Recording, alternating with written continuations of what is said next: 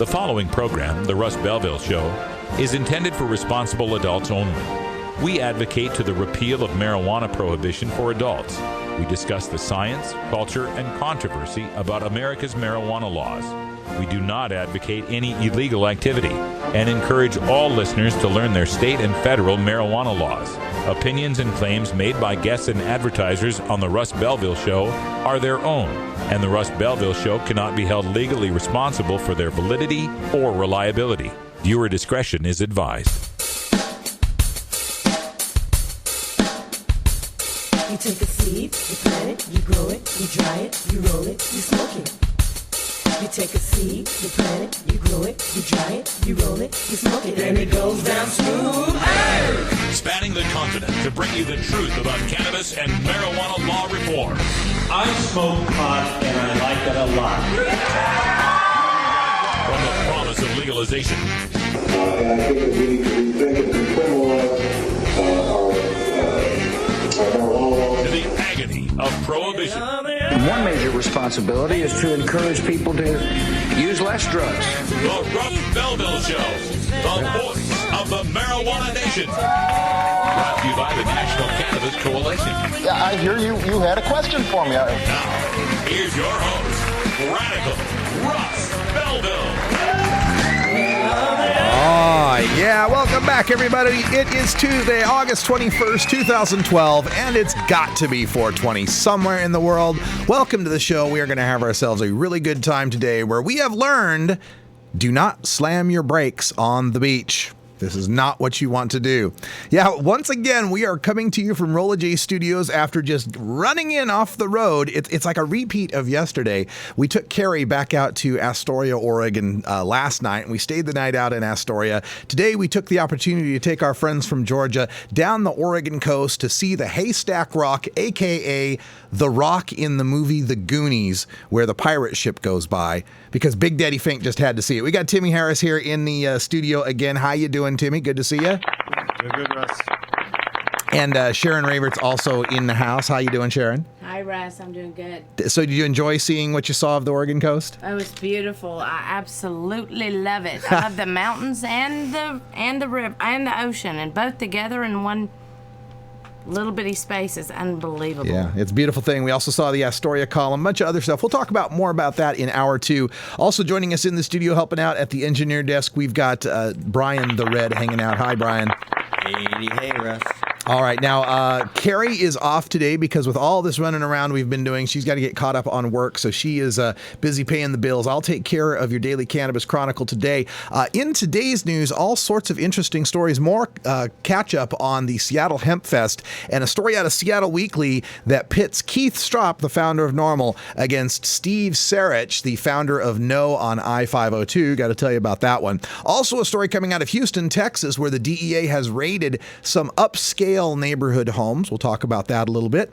In High Times magazine, we've got a list of the top 20 higher education colleges, so to speak, and we've got good news for some of our friends here in the state of Oregon. And then from the world of the 1%, Forbes magazine and the Wall Street Journal, both looking at the legalization of marijuana and coming up with some pretty surprising answers. We'll take care of that in our Daily Cannabis Chronicle right after this first break. Then at 20 after, we get to your Daily Toker Tunes. And for today, we're going to bring you some electronic dance music as we always do. But this is, well, I guess it's live. I guess you can call it live, even though it's all electronic. Live DJ from the Dance Safe stage at Seattle Hempfest on Sunday. I'm going to give you a view from behind the DJ booth. You can kind of see what's all involved in the work that he's doing there. And then we step around for in front of the DJ booth. You'll get to see the crowd that's dancing and the fun that they had at the Seattle Hempfest. And then we've got more speeches from Seattle Hempfest, more stuff to bring you from some of the greatest activists in the marijuana movement. My good friend Tanya Davis from Ohio. We're going to bring you backstage interview with her. Then we've got Sarah Frank and the aforementioned Sharon Ravert on stage at the Seattle Hempfest. And then we're going to end it up with Jody Emery on today's show from Seattle Hempfest. So all those, plus some speeches in hour two. We've got Charles Lynch, the dispensary owner from Morro Bay, who's been fighting the good fight, and Jeff Steinborn from the NORML Legal Committee and the NORML Board of Directors. All of that, plus more discussion with our friends from Georgia and your calls at 971-5337. 7111. It's the Russ Belville Show. Stick around. We got plenty more right after this.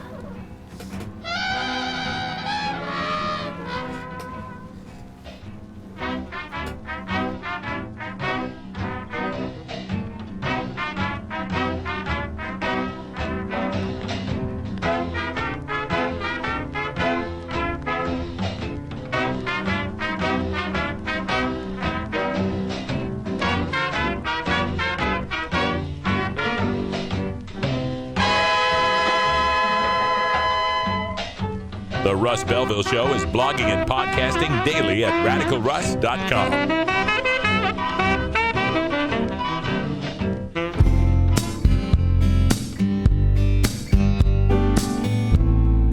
Support the Russ Belville Show.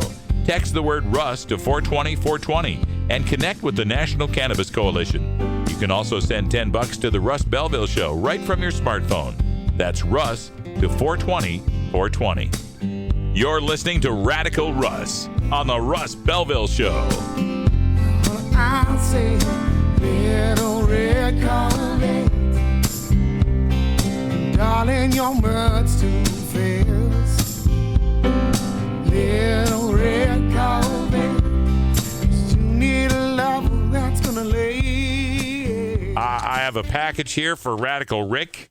Is there a Radical Rick here? How about a Rick Russ? Any Rick Russ? Somebody named Freddie Farrock has sent him a package. Anybody? What is that? Smells like a skunk.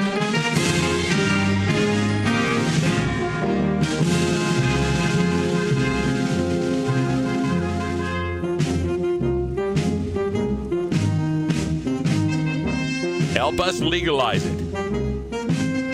Text NCC to 420-420 and send $10 to the National Cannabis Coalition.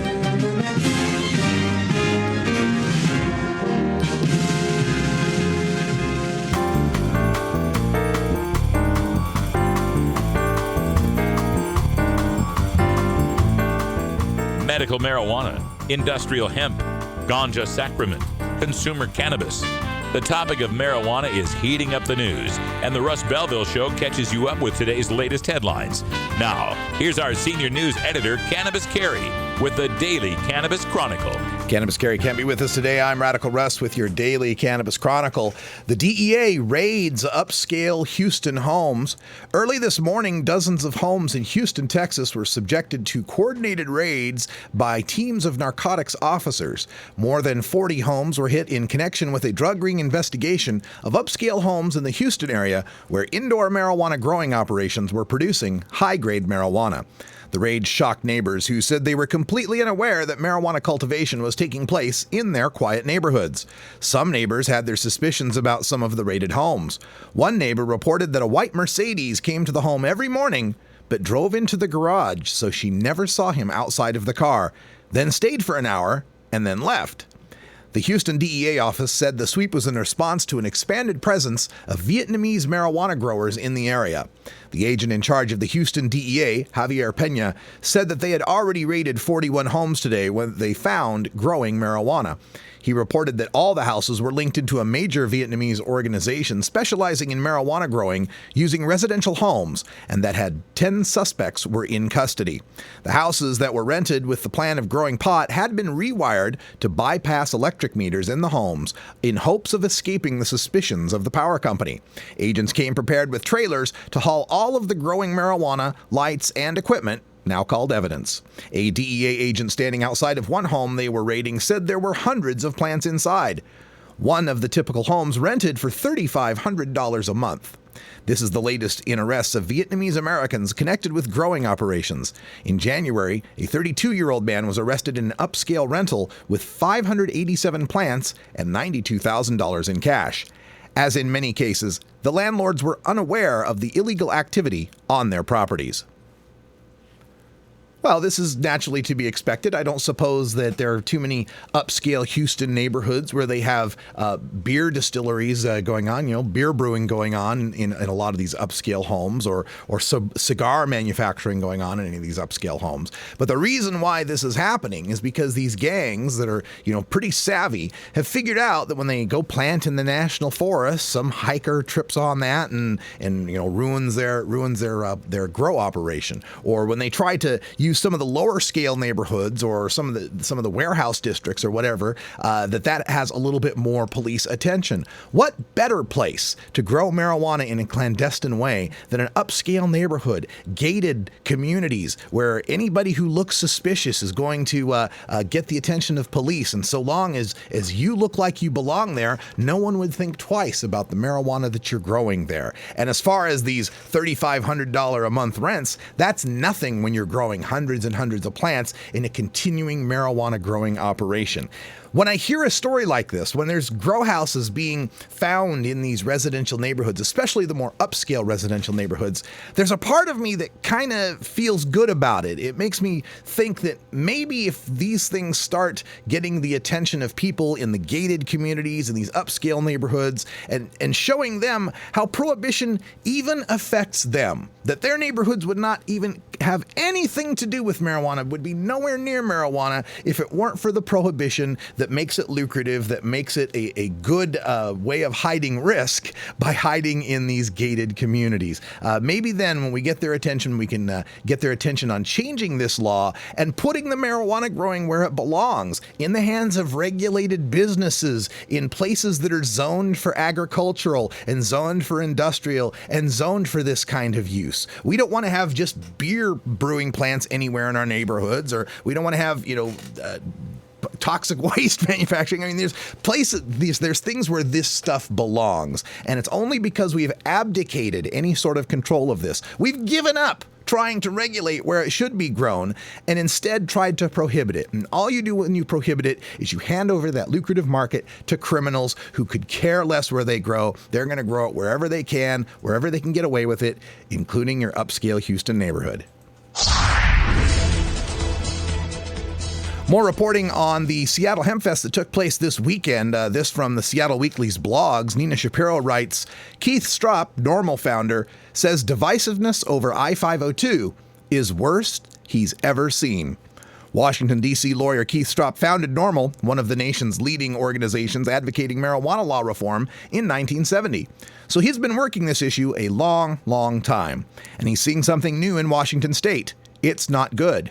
Quote, never has an issue divided our community like 502, he said during a debate at Hempfest this weekend, speaking about the initiative that would legalize and regulate marijuana.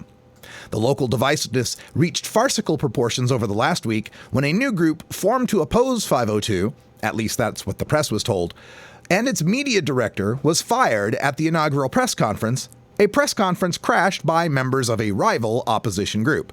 The new group, Safe Access Alliance, then dissolved.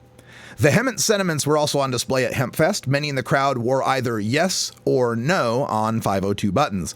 Heated debates often broke out at the 502 booth, which was located just yards away from two separate booths advocating the initiative's defeat. That's when people stopped to talk. Some just walked by yelling, no on 502. In an interview with SW, Seattle Weekly, Stropp partly blames the infinding on I-502 opponents, some of whom he calls kind of crude. We're at a tipping point, he told the Hempfest crowd. For the first time, we have won the hearts and minds of a majority of the American public. He points to national surveys showing a majority of support for marijuana legalization. So what is needed is for one or two or three states to stand up to the federal government and to say, to hell with you. Reached yesterday, Steve Sarich, head of the official No on 502 group, showed no indication of toning things down. Quote, Keith Stropp is a sleazy bastard, Sarich said. He claims Normal just wants to pass I-502 so it can go back to its funders and, quote, say that it passed something in Washington, end quote. Well, I can tell you, it did get pretty fractious, pretty contentious at that Yes on 502 booth. I spoke with the volunteers, the young people that were working there. And after 3 days, you could see they were almost like combat veterans, what they had put up with people yelling at them, harassing them, giving them all sorts of grief for standing up for legalization. It was kind of one of the most amazing things that I'd ever seen before. And as far as Steve Sarich goes, we were at the normal booth when Steve Sarich walked by, and Keith Stropp was just kind of, he was busy doing something when he heard his name called out, Keith, and he looks up and sees Sarich, and Sarich just says, "Fuck you," and holds up a finger. So that's the kind of opposition we're dealing with here, the kind of name-calling and professionalism that's involved by some people. Now, to be fair, don't want to mischaracterize it, this is not all of the people on the No on 502 side or all the people that are opposed to 502. I had some very pleasant interactions with Philip Doughty, the aforementioned press secretary who was fired at that Safe Access press conference. He was a very nice gentleman. We had good conversations. Don Skakey was a fantastic gentleman as well. Even though we disagree on this, I thought his framing of the issue was fantastic, talking about how we need to all come together after 502, no matter what happens, to continue to improve legalization in Washington state. And, there were others as well. Dr. Gil Mobley and I got a chance to discuss DUID science, and we're going to have him on the show, and we'll talk a little bit about that too. So don't want to mischaracterize this as being all the No on 502 people, but there was certainly a number of them that were, just over the top and had taken this a little too far. I just hope in these final few months that we remember that while we may disagree on the particulars of how to legalize, we all agree on legalizing. Let's concentrate on what we agree with and work together to get this freedom we all deserve. New in High Times Magazine, we've got the 2012 High Times Guide to Higher Education. It's the annual list of the nation's top campuses for marijuana activism and honoring top student activists. This is in conjunction with the allies at Students for Sensible Drug Policy. High Times is proud to present our annual ranking of America's top institutions of higher education when it comes to marijuana activism. With medical cannabis laws spreading rapidly nationwide and full legalization on the ballot in 3 states, Colorado, Washington, and Oregon, this November, students have been playing a vital role in ending the war on pot. So we'll now go to our look at the top schools. Number 5 in marijuana activism, Piedmont Virginia Community College, Charlottesville, Virginia. Though less than a year old, the Piedmont Virginia Community College SSDB chapter, led by Jordan McNeish, in conjunction with the UVA Law chapter, proposed a marijuana decriminalization resolution to the Charlottesville City Council. Unfortunately, the council didn't pass the resolution, but they did make their own recommendation to the Commonwealth of Virginia to consider decriminalizing marijuana statewide. Number 4, Brown University in Providence, Rhode Island. Brown SSDP students spent their weekends traveling around Rhode Island to canvass neighborhoods in support of 2 bills in the state legislature that would decriminalize possession of up to an ounce of marijuana. They provided testimony before Rhode Island lawmakers during the House and Senate committee hearings this March. Drummer got tired. Number 3, Oregon SSDP, a coalition of SSDP chapters from University of Oregon, Oregon State University, Lewis and Clark University, Lewis and Clark Law School, Portland State University, Reed College, Western Oregon University, that's our own Calico Castile's school, and Chemeketa Community College worked together to host the 2012 Cannabis Law Reform Conference in Portland, which ended with a joint resolution in support of IP24, which would legalize adult use of marijuana statewide. They've been collecting signatures to put it on the ballot ever since. Number 2, Northeastern University in Boston, Massachusetts. Northeastern's SSDP chapter organized and helped pass a campus-wide ballot initiative that effectively changed their drug and alcohol policy to equalize marijuana and drinking possession by those who are underage at the administrative level. They also won an Outstanding Chapter Award at the 2012 International SSDP Conference. And the number 1 college chapter in the 2012 High Times Guide to Higher Learning is... Number 1, University of Connecticut, the Huskies of Yukon, at their SSDP chapter have led the pack this year. A wolf pack pun. In reforming marijuana policy both on and off campus. Most notably, they played a huge role in helping pass medical marijuana legislation in Connecticut by hosting rallies, coordinating student lobbying efforts, and testifying before lawmakers. No wonder Yukon won the Campus Change Award at the 2012 International SSDP Conference in Denver this March. All of these rankings are available from the latest High Times magazine and online at hightimes.com. Other schools in the listing include Georgia State State University, West Virginia University, University of Cincinnati, Florida State University, Virginia Commonwealth University, SUNY New Paltz in New York, Lynn State Technical College in Missouri, University of Southern California, Los Angeles, University of Michigan, Ann Arbor, Ithaca College, Ithaca, New York, Roosevelt University, Chicago, Illinois, University of Rhode Island, University of Colorado Boulder, University of New Hampshire, and the University of Colorado Boulder School of Law. It's 420 back in Idaho, where Russ and Carrie were born. So we have to go connect with our Russ. You know what I mean? Please support these sponsors who support the Russ Belville Show. All right, we're going to take a short little break here, and when we come back, some live electronic dance music, if there is such a thing, from the Hempfest Dance Safe stage for your Electric Tuesday. And in hour two, we'll talk about that Forbes and Wall Street Journal story that we didn't have time for right here in hour one. Stick around, it's the Russ Belville Show. Back after this.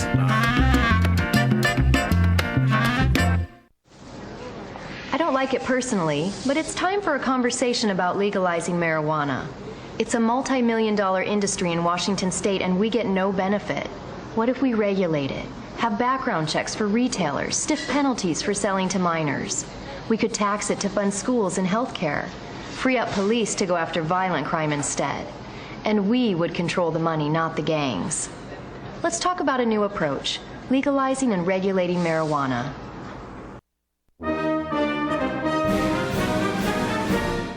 Sir, do you think there will or should come a time for us to discuss the possibility of legalization, regulation, and control of all drugs, thereby doing away with the violent criminal market as well as a major source of funding for international terrorism? Thank you so much for your time, Mr. President. Well, I think this is an entirely legitimate topic for debate. Name the time and place, Mr. President. Radical Russ has been prepping for this debate full-time since 2005. The Russ Belville Show.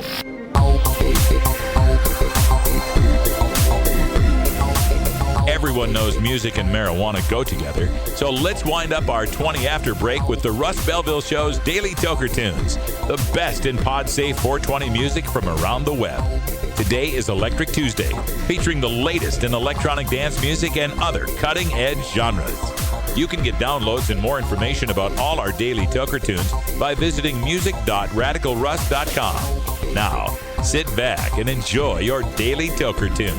All right, welcome back, everyone. On this Electric Tuesday, I got to admit, my opinion of electronic dance music has never been that great, right? I always thought it was just, a bunch of beats thrown together and as a professional musician who played, woodwinds and brass and string instruments, I always kind of felt that music needed to be something played with an acoustic type of instrument. I mean, you could electrify it, you could amplify it, but unless there was a human involved, it really wasn't music. Well, my mind got changed this weekend when I went to the Dance Safe stage and I saw this young man, and my apologies for not getting your name, the DJ who was at work here, but after seeing him from behind and watching him do his thing, I got to give him some credit. There's a lot of musicality involved in this. So, two views here. This is from behind the DJ booth at the Dance Safe stage at Seattle Hempfest Sunday. And then after this, you'll get a shot from in front of the DJ booth when he starts pulling some really jazzy swing stuff that I enjoyed. So enjoy this. Dance Safe stage, Seattle Hempfest for your Electric Tuesday.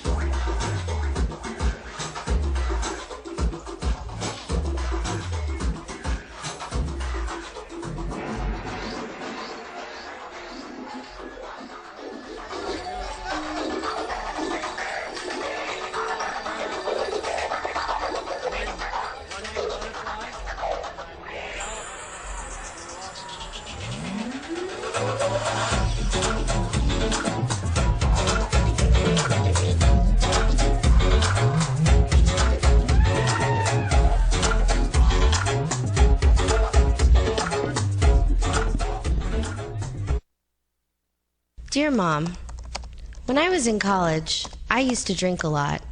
It was kind of crazy. But now that I'm older, I prefer to use marijuana. It's less harmful to my body, I don't get hungover, and honestly, I feel safer around marijuana users. I hope this makes sense, but if not, let's talk. I love you.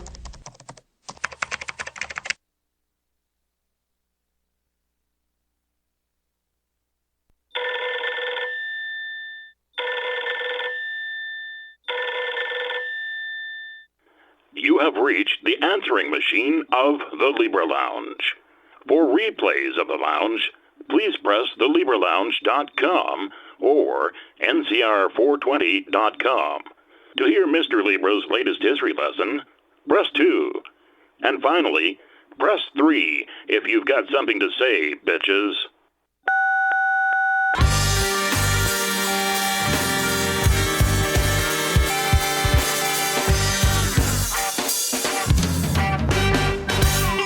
Activism begins with ACT. The Russ Belville Show features the stories of hardworking grassroots activists working for an end to prohibition in today's activist agenda.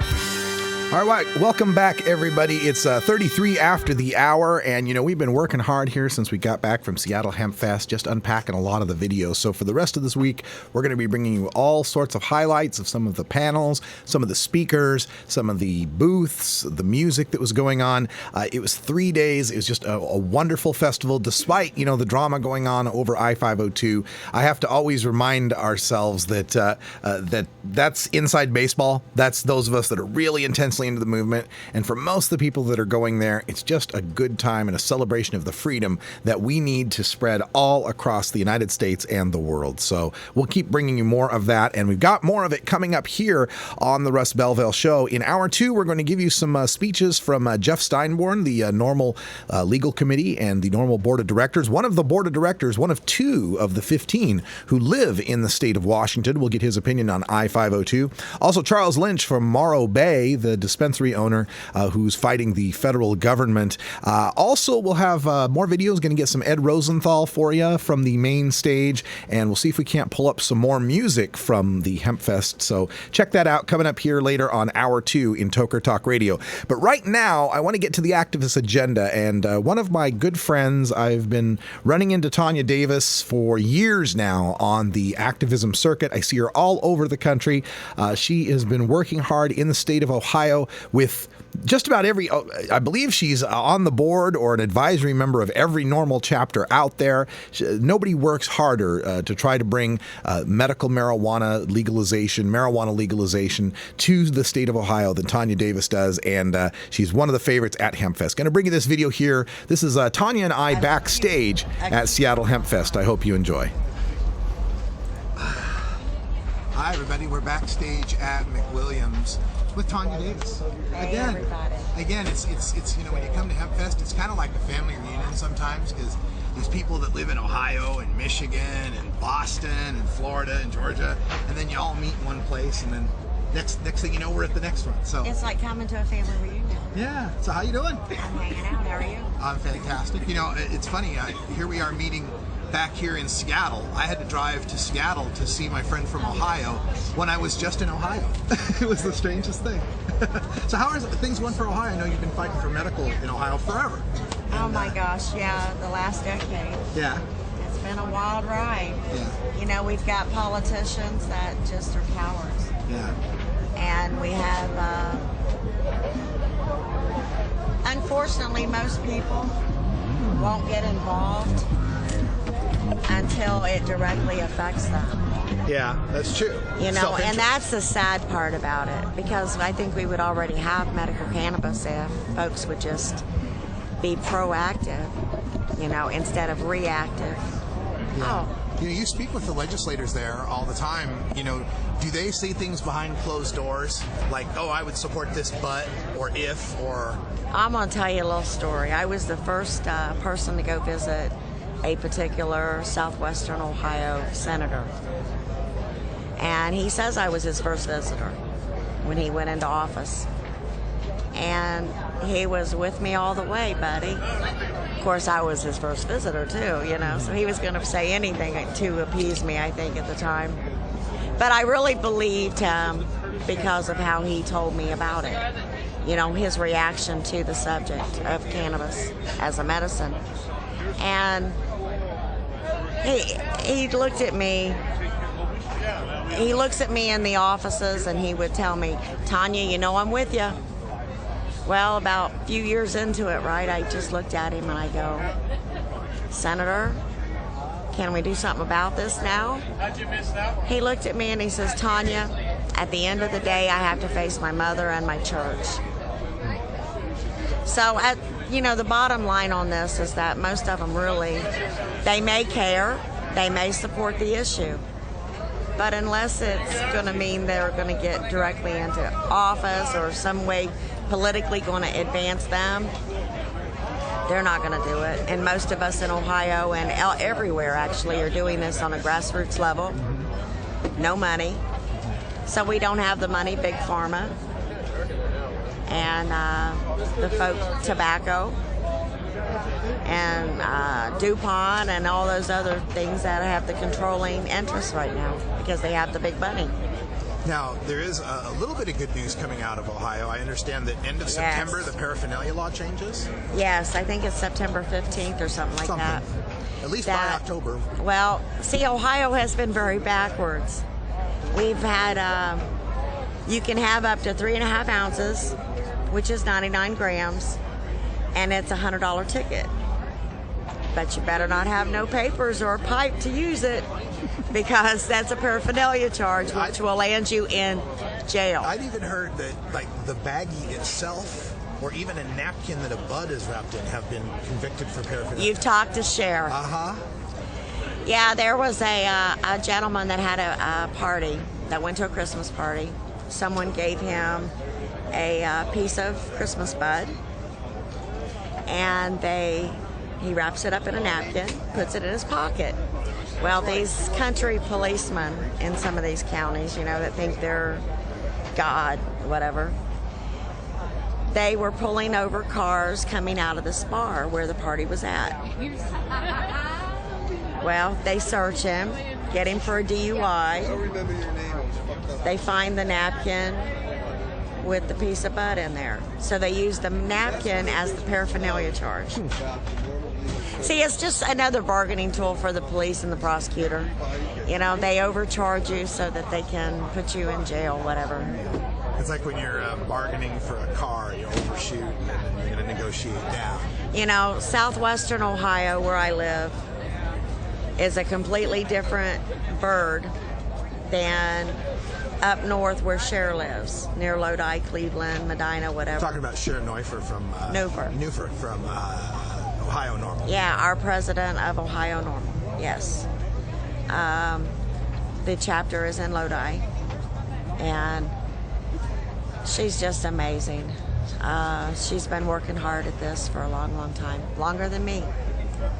But So that paraphernalia law, where they've been busting people for for napkins, has been up north, goes away. Yes. What it's going to do is going to be a $100 ticket for the paraphernalia as well as the cannabis charge. Okay, so just basically making the fine worse when you get caught with your weed and papers. But if people would just be responsible, I don't think you're going to have a whole lot of worry. If you're driving down the road and you're passing a joint around the car and the windows are down or the windows are up and it's all smoky, I suggest you might rethink that. Because the DUI laws are really bad there, But if you do it responsibly, my advice to folks that want to use it, regardless if it's medicine or not, is if you get the urge that you have to do it, pull over. Get out of the vehicle. Take that. I'd rather take that chance than get pulled over in the vehicle and have the cop have to search my car, call the drug dogs, do all that inconvenient stuff. Now, speaking of driving around, here you are in Washington State where they've got legalization initiative on the ballot, and everybody's talking about DUIs and how DUIs happen. Coming from Ohio, what do you think? I mean, how does that discussion? We've had our DUI laws a long time. Like I said, I think it's personal responsibility. You know, yes, there are going to be the road cops that are going to go out and might try to harm folks. But now, coming from Ohio, and guys, I'm not taking sides. All right, I am not taking sides here in Washington, so please hear that. Fair enough. Ohio right now, we'd be happy with being allowed to, you know, not be afraid of our doors getting kicked in. So I just say handle it responsibly, you know. Don't, you know, if you're impaired. You know if you are too high to drive. You know, just don't do it. I realize the risks are there. And my advice to you is to just change that part of the law. But to make it available to where no one goes to jail if you're an adult. I just like that idea. But no one deserves to go to jail for... That shouldn't happen. But I also see why people are unhappy about it. Okay? I see both sides. The patients have waited a long time for their medicine. They want to be able to keep their medicine. I get that. And they don't want to be punished for using it. But again, be responsible. Well, thank you, Tanya. And I'm going to go see if I can catch a little bit of Sarah. All right. Thank you.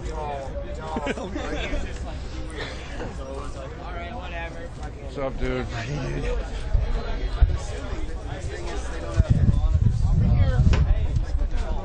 I'm hoping they can't see us. California, who are medical marijuana patients under state law. And they have both had their babies taken from them for testing positive for THC. And to me, it is more harmful to remove a child from its mother than marijuana could ever be. It's non-toxic. It's not going to hurt anybody. And we need to be talking about this instead of destroying our families and traumatizing our children. These girls have lost months with their newborn children, a time when babies need to bond with their mothers because of these archaic laws. Children are being traumatized all over the world. Right here I have Sharon from Georgia, who has quite a story about her daughter and how the drug war has affected her. I'm going to let her tell you that story here in a second.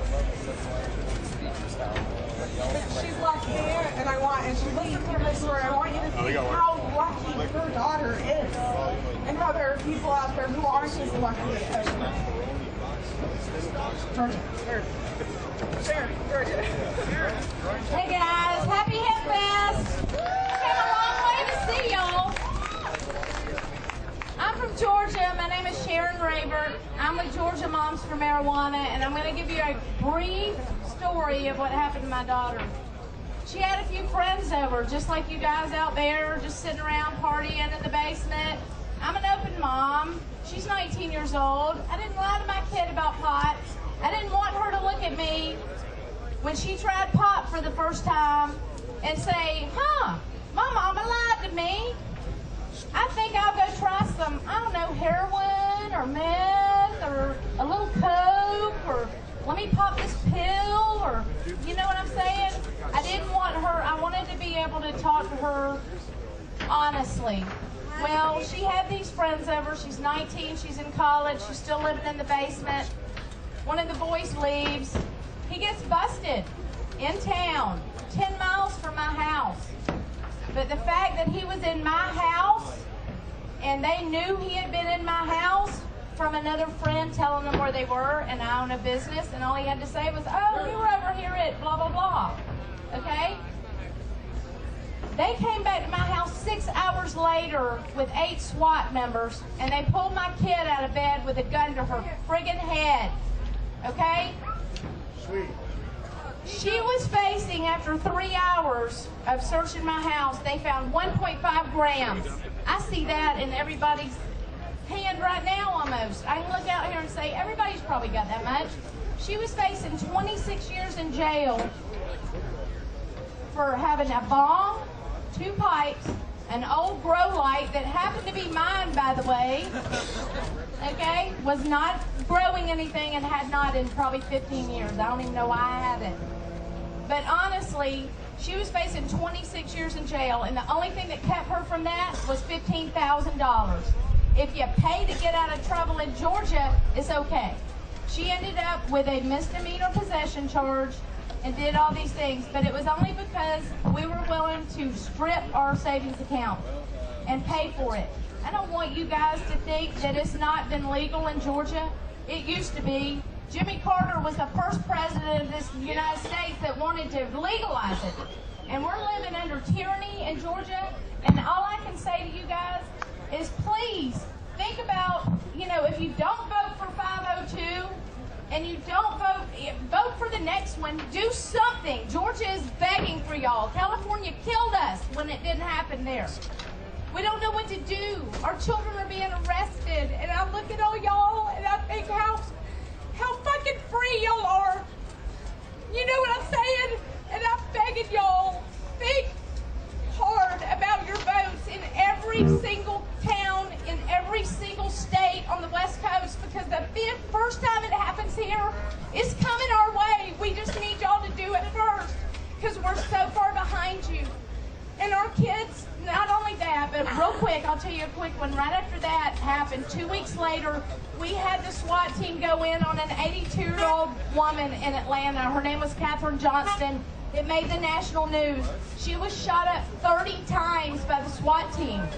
And you know what they did to make that okay? They planted marijuana in her house, 82 years old. And I looked at my family and my friends and I said, I'm going to fight this shit. This is ridiculous that it's okay to shoot somebody and then plant marijuana on them and say, oh, well, they had pot. Like, that makes it better? Are you with me? Do you understand? I appreciate you guys. I had no idea I was going to speak here, but I appreciate everybody. Y'all made me feel so welcome over here on the West Coast. And if you're ever in Georgia, look us up. I know a free place where you can come stay, and it's safe, at my house at least. Thank you, guys. Oh yes, please. www.momsformarijuana.org. Check us out. If you're a mom, please stand up for your children. Please stand up for them. Thank you. Yeah, that's our own Sharon Raver right here. Yay. Chat room's going wild for us, Sharon. Were you nervous? I was scared. Well, yeah, less. You were scared less. Okay, we'll just leave it at that. All right, we're going to take a short break, and when we come back, we've got a special main stage speech from the Princess of Pot, Jody Emery, on the main stage. You're watching our coverage of Hempfest here on the Russ Belville Show. Stick around. We'll be right back.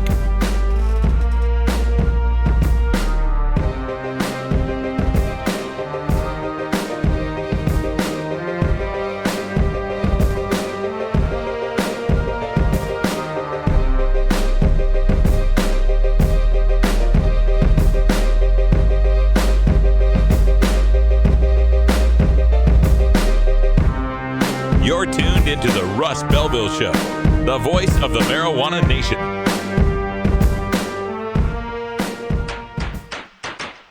Are you or is someone you know a marijuana smoker? Have you or is someone in your family been arrested for a marijuana violation? You need to know the truth about pot. NORML, the National Organization for the Reform of Marijuana Laws, is the most comprehensive source of information regarding marijuana and its effects on health, as well as legal issues. NORML even offers a database of lawyers specializing in cannabis in your area. NORML, the nation's largest and most successful marijuana law reform organization, has spent decades gathering the knowledge and science on everything related to cannabis. NORML is the best resource to find out the truth about marijuana, connect with a lawyer in your area, or help find an end to prohibition. Information is available at NORML.org. That's NORML.org.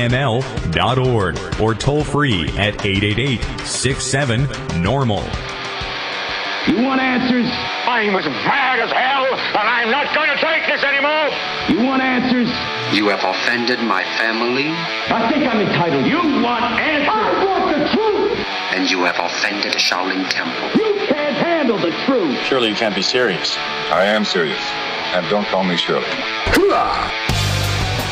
Radical rant. All right, folks, you know I wouldn't turn this time in the rant over to just anybody. Our good friend Jody Emery, the wife of imprisoned pot entrepreneur Mark Emery, has become a fixture at the Seattle Hempfest, and she always draws a very appreciative crowd, even at this Hempfest. We turn things over now to Jody Emery from the main stage at Seattle Hempfest. Another very inspiring hero in our movement is the Prince of Pot, Mark Emery. Some of us work in activism. Some of us suck at activism. Some of us get arrested for our activism. And some of us marry activists and then have to live with them in prison for a long time. And that's what brings up Jody Emery. Jody Emery is Mark Emery's wife. And she has been coming around. She has tried to fill his shoes while he's been gone. And I think he's almost halfway through his 5 years. But she's been having to run Pot TV, Cannabis Culture Magazine, the myriads of other things in the wonderful country of Canada. So let's all hear it. I'm so glad she could come down yet again. Jody Emery. Thank you so much. Happy Hempfest, everybody. Welcome to Seattle's most amazing, enormous event. This is one of the largest gatherings of pot people in the world. And you get to say, I was there. And what you should do, because you got to come here for free, to smoke your cannabis, to heal yourself, to meet other people who love this plant as much as you do, you get to come here for free. But these people put it on for you with thousands and thousands of dollars, hours and hours of activism, and they deserve your support. So, give $1. Give at least $1. 300,000 people will be walking through this park over the next 3 days. And if you each give $1 back to Seattle Hempfest, you're saying, I support the cannabis culture, I support the pot people, I support legalization, and this is an example of what freedom looks like. So Seattle Hempfest, keep going, 21 years now, and we're going to see it continue. And there are a lot of activists out there, and one of them is my husband, Mark Emery. Back in 1994, Mark Emery, a Canadian, decided to sell marijuana seeds to people all over the world, anyone, anywhere, to get their medicine, to buy their own and produce their own amongst each other instead of with the gangs. And Mark said every dollar you spend on marijuana seeds will go back to marijuana legalization. And he was called the Prince of Pot by CNN, and the rest of the world followed Mark Emery as he made marijuana literature legal in Canada, as he made seeds available to people in Canada and worldwide, as he started a revolution, which he said was to plant the seeds of freedom and overgrow the government. Grow your own medicine, free yourself. Mark Emery donated over $4 million to activists in the United States and around the world, ballot initiatives in Colorado, Washington, D.C., medical marijuana cases throughout the United States. The U.S. Marijuana Party and individuals fighting for freedom received seeds and millions of dollars from Mark Emery. He gave it all away. He gave every dollar away, and the Drug Enforcement Administration in 2005 said that Mark Emery had to be arrested in Canada, in his own country, and brought down to face life in the United States federal prison system. They said his arrest was a significant blow to the legalization movement because of all the money he gave. They said that Mark Emery gave away every dollar. He had nothing left when they arrested him because every dollar from every seed sold to the United States and around the world financed freedom, activism worldwide. They admitted it. He was facing life. He took a 5-year plea deal, and right now he's in Mississippi. He has under 2 years to go before he gets out, comes home, joins arms with me and every activist in Canada and every activist in America and every activist worldwide to say, stop arresting us, stop persecuting us, we don't hurt anybody, stop hurting us. The U.S. federal government and Obama need to stop hurting innocent, peaceful pot people worldwide with the drug war. So you have a responsibility because you here in Seattle at the world's largest pot festival, here in Washington State where legalization initiatives are on your ballot, I-502, vote yes for legalization because the world is watching. The world is suffering from the U.S. drug war, and it's up to you to set the example for the world that the drug war may have started here and spread worldwide like a cancer, but it is going to end here with your action, your strength, your voice. Vote yes on 502 and any initiative, any progress, support it because people's lives depend on it. They suffer in prison like my husband. They die from sickness without medical marijuana, and they depend on you to make a difference while you're here and you're free. So it's your responsibility here today. If you're free, and you're lucky to be free because so many aren't, you owe it to people worldwide to end prohibition. If you want to know more about my husband, Mark Emery, who gave millions of dollars to the movement to get you where you are today, go to freemark.ca, Mark with a C, or cannabisculture.com, pots.tv, and remember that while you're free, many people aren't, and they will die alone in prison. So you owe it to them. You owe it to people in the future to end this drug war today. Thank you so much for having me. I'll see you guys the rest of this wonderful event. All right, that's the amazing Jody Emery speaking at the McWilliams stage. My apologies, that was McWilliams, not the main stage. I do have Jody from the main stage. We'll bring that to you later this week. But right now, we got to go for hour one. For those of you sticking around live for hour two, we've got more great coverage of Seattle Hempfest, including speeches from Charles Lynch, Jeff Steinborn from the Normal Board of Directors, Cheryl Schumann from the FX series Wilfred, the technical director, of the medical marijuana director, I should say, and other speech, including the guru of ganja, Ed Rosenthal, will be on. So check that out, all coming up here in hour two, Toker Talk Radio, where we'll take your calls at 971-533-7111. I'm Radical Russ for Brian the Red, Big Daddy Fink, and Sharon from Georgia. Thanks for joining us. Until next time, take care of each other, Tokers. This is the Russ Belville Show. The Russ Belville Show is blogging and podcasting daily at radicalruss.com. You take a seed, you plant it, you grow it, you dry it, you roll it, you smoke it. You take a seed, you plant it, you grow it, you dry it, you roll it, you smoke it. You take a seed, you plant it, you grow it, you dry it, you roll it, you smoke it, and it goes down smooth.